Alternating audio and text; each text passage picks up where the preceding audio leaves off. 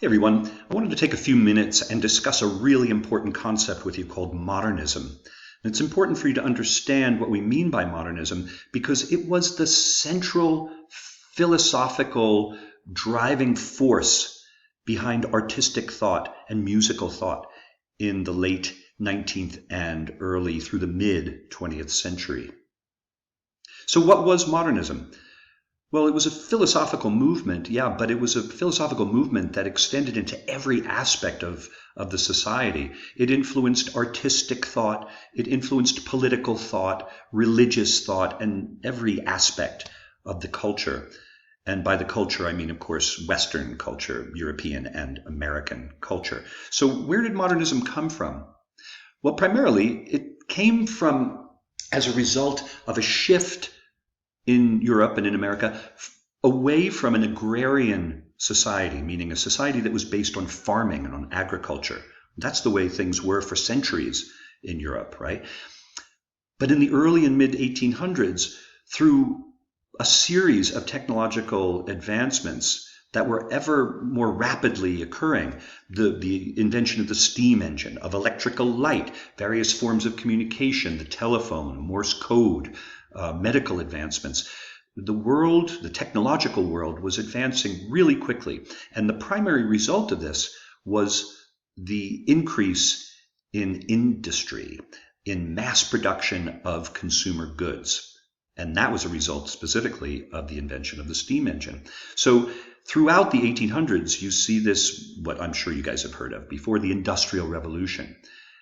And the result of this Industrial Revolution was a mass exodus, a movement of people from the country, from the farms, seeking a better way of life, moving to the cities to get work in the factories. So imagine that you're growing up in a small farming village in England, and your family has probably been in that village for generations, for decades and centuries probably, right? And the other families in that village have also been there for generations. And you're hardworking people and you're God-fearing people, and you probably all think relatively along the same lines. Now, at some point, you move to the city, and now all of a sudden you are surrounded by a whole range of people from different cities, from different countries, of different ethnicities, of different religions. And because you're all packed in this dense population center, ideas and philosophical development starts to change and move very quickly. So this new modern world is largely a result of this movement to the cities and this movement to an industrial society. And then if we go a little bit deeper into the 1900s, of course, we have World War I between 1914 and 1919. They called it the war to end all wars. Obviously, that didn't work out because there were plenty of wars since then. But a great deal of modernism is a reaction to the horror of what people read about and witnessed or experienced themselves through this First World War. Now, what specific impact did modernism have on the arts specifically? The main thing is that modernism at its core rejects traditional styles, traditional norms, traditional philosophies as they applied to art and religion and politics. Because people looked around at their world in the early 1900s, certainly during World War I, and thought, well, this system is not working. We need to come up with something new.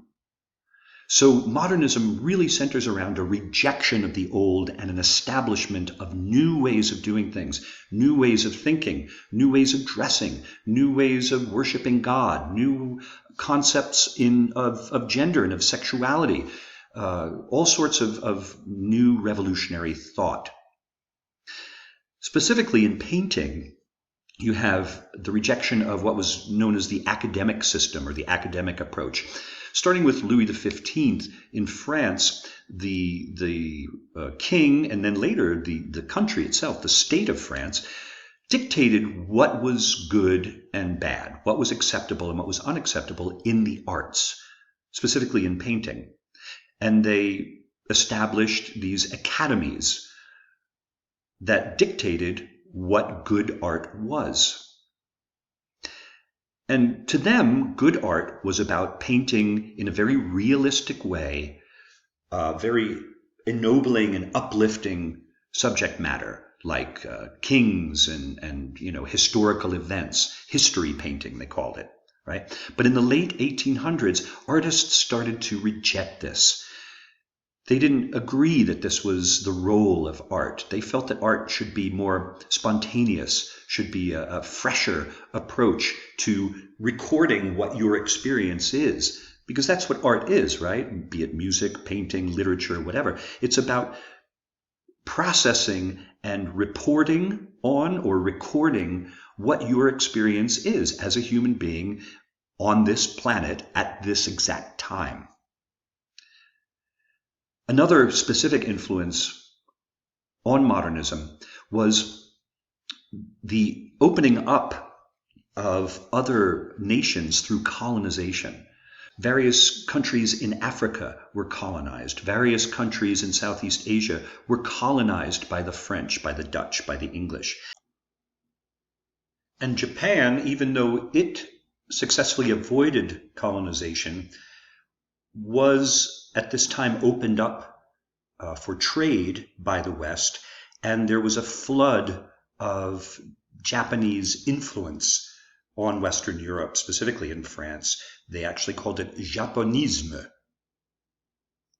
And so they started to receive goods, but also cultural influences from these countries. Now, later we're going to talk about Debussy and Impressionism, and how Debussy specifically was influenced by Oriental, quote unquote, music from Asia, from Southeast Asia, the Javanese gamelan, which was a percussion instrument from Java, of Japanese music and scales and rhythms.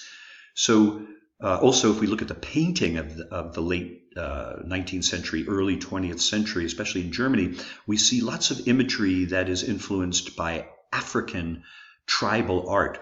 You see these sort of elongated faces depicted in the art that look a lot like African tribal masks. So there was a great deal of influence from these colonial nations on the arts during the modernist period. And the main sort of artistic, philosophical idea that governed modernist painting and music and literature was the idea that you can't capture reality. That was the idea behind the Impressionists, painters like Monet. And of course, they influenced the music of Claude Debussy, the Impressionist French composer. So they weren't trying so much to capture a scene as though they were trying to capture it in a photograph. P.S. Photography was also created and invented during this time period. So people already had a machine that could capture the image of a thing in real time, but it didn't capture the essence of it. It didn't capture the emotion of it. And that's what the Impressionists tried to do, and that's what every succeeding artist in every succeeding style and genre of art that came after the 1880s, 1890s, and Impressionism. That's what they tried to accomplish as well, to capture this fleeting moment. So look down at the bottom of this slide, the very famous French poet and essayist, writer, Charles Baudelaire. He says, modernity is the transient, the fleeting, the contingent. It is one half of art, the other being the eternal and the immovable. So what he's saying is art needs to try and capture that undescribable emotional essence of a moment and hold on to it, because that moment then moves. So if you think about painting, you think about the way your brain processes a physical image. Your eye doesn't just fix on one exact thing and stay there. It moves. It's constantly moving and absorbing all of this data and all of this information about an image. So the idea of focus, and how if you look at a photo or a painting, how maybe the focus is on one specific element of the painting and the rest of the stuff is out of focus, right? So all of these issues, all of these ideas and concepts of how to go forward into this modern, new, exciting century, this 20th century, this is what impacted all aspects of thought, and specifically on musical thought. So I want you to keep all this stuff in the back of your minds as we go forward in our chapter on 20th century music.